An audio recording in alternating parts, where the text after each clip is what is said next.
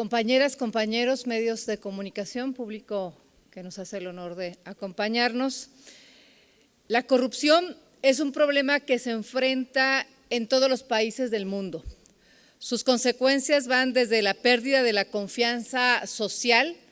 hasta la creación de distorsiones de mercado que afectan finalmente las finanzas públicas nacionales e incluso internacionales. Es claro que la existencia de las malas prácticas se encuentra presente en los ámbitos privado y en el ámbito público. Sin embargo, la corrupción del sector público ha sido mayormente estudiada y analizada, pues su existencia implica afectaciones generales a la sociedad y la disminución directamente de bienes, de generar menos bienes, de producir, de dar menos bienes a la ciudadanía. Al respecto, el INEGI, en el comunicado de prensa sobre las estadísticas a propósito del Día contra la Corrupción Internacional, informó que de acuerdo con la encuesta nacional de cultura cívica, el 54% de las personas de 15 años y más reconoció a la corrupción como uno de los 3 problemas más importantes que enfrentó nuestro país en el año 2020. Y que en el 2019 fueron sancionados un total de 6,154 servidores públicos, de los cuales el 55,4% pertenecía a las administraciones públicas, que entre el 2017 y el 2019, Guanajuato fue una de las entidades en donde se observaron los mayores aumentos en el porcentaje de personas víctimas de corrupción. Con estos datos es fácil darnos cuenta del por qué el combate a la corrupción es un tema de amplia importancia en nuestro país, haciendo que autoridades como el gobierno federal, así como organizaciones de la sociedad civil, impulsen estrategias, campañas, políticas públicas y regulaciones que permitan de alguna manera poder frenar el alto nivel de corrupción que existe. Y justo aquí es donde el control interno cobra una importancia muy relevante, pues es un proceso en el que se encuentran involucradas prácticamente todas las áreas de una organización con la finalidad de participar en el ámbito de sus respectivas competencias, a que las metas de la organización se cumplan, que se maximice el uso de los recursos económicos, de los recursos materiales, de los recursos humanos disponibles y que se prevenga la existencia de prácticas indebidas o corruptas.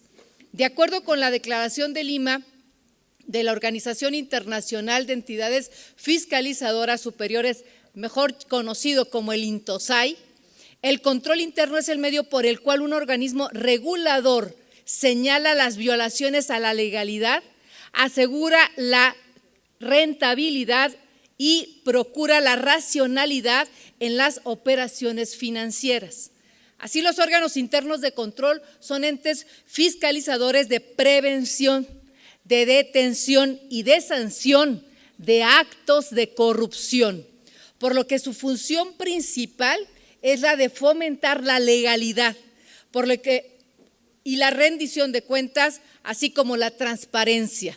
buscando la mejora de la gestión pública a través de la fiscalización mediante acciones de prevención, detección y sanción de acciones que pueden ser consideradas como corruptas. Estos órganos forman parte de las propias organizaciones o entidades, los famosos órganos internos de control. A fin de asegurar su correcto funcionamiento, deben de gozar de independencia organizativa, de independencia funcional, que les permite actuar sin la influencia y sin la injerencia de presiones políticas o generadas por la propia dependencia y por los propios servidores públicos, por los jefes, pues. Y entre las principales formas de lograr dicha independencia se encuentran: 1, la posibilidad de disponer de los medios financieros necesarios para cumplir con las funciones que tienen encomendadas, es decir, que tengan el suficiente presupuesto. 2, la facultad de administrar directamente y bajo su más estricta responsabilidad los recursos económicos, materiales y humanos que tengan asignados, que no haya interferencia sobre el manejo de los bienes que ellos tienen que administrar.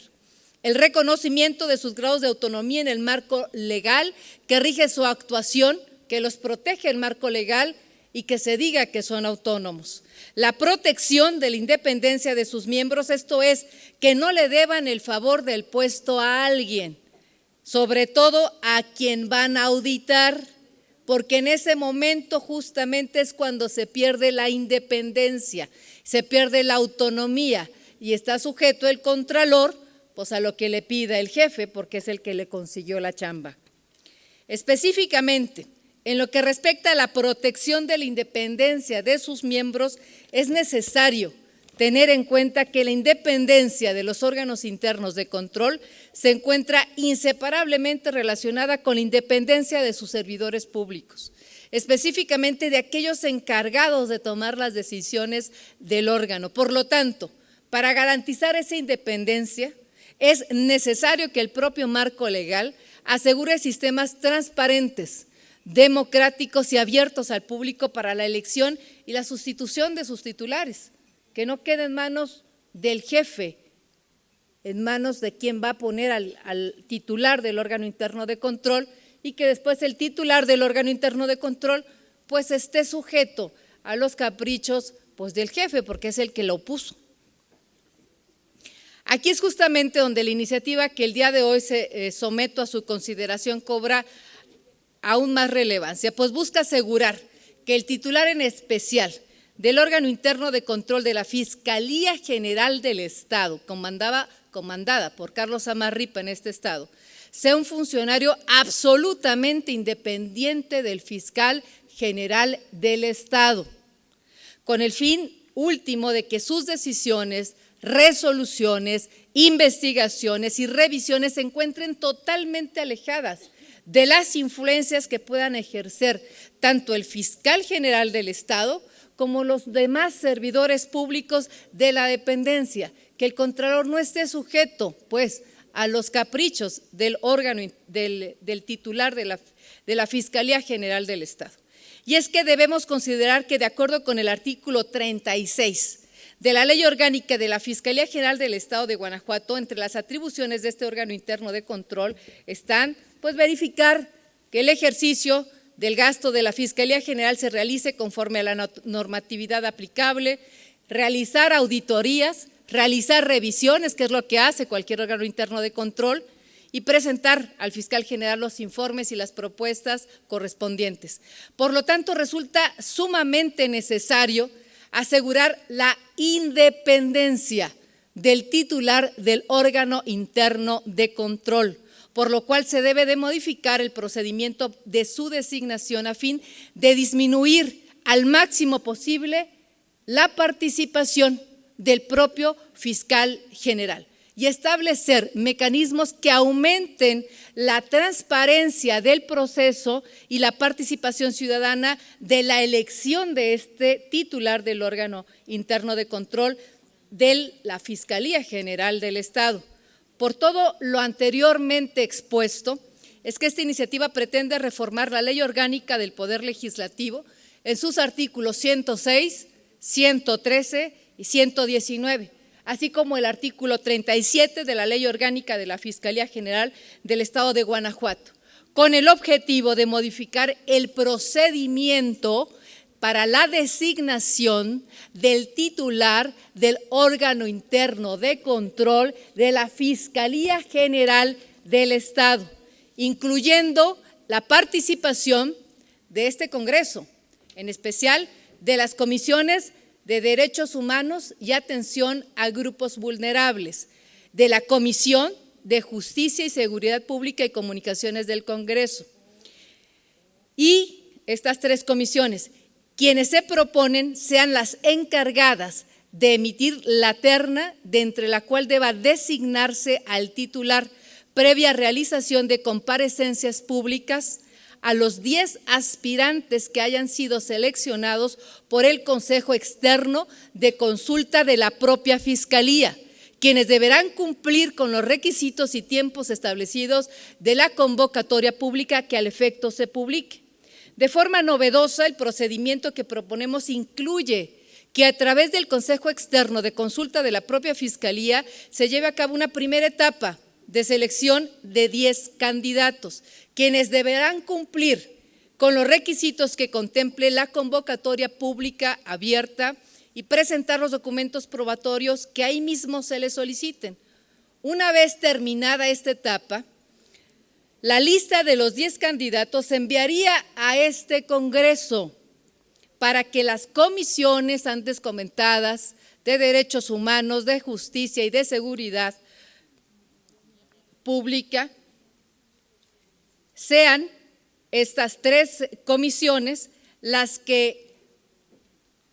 tomen la comparecencia de los candidatos y quienes hagan las entrevistas, y estas 3 sean quienes seleccionen a los 3 candidatos más idóneos para ocupar el cargo del titular del órgano interno de control de la Fiscalía General del Estado.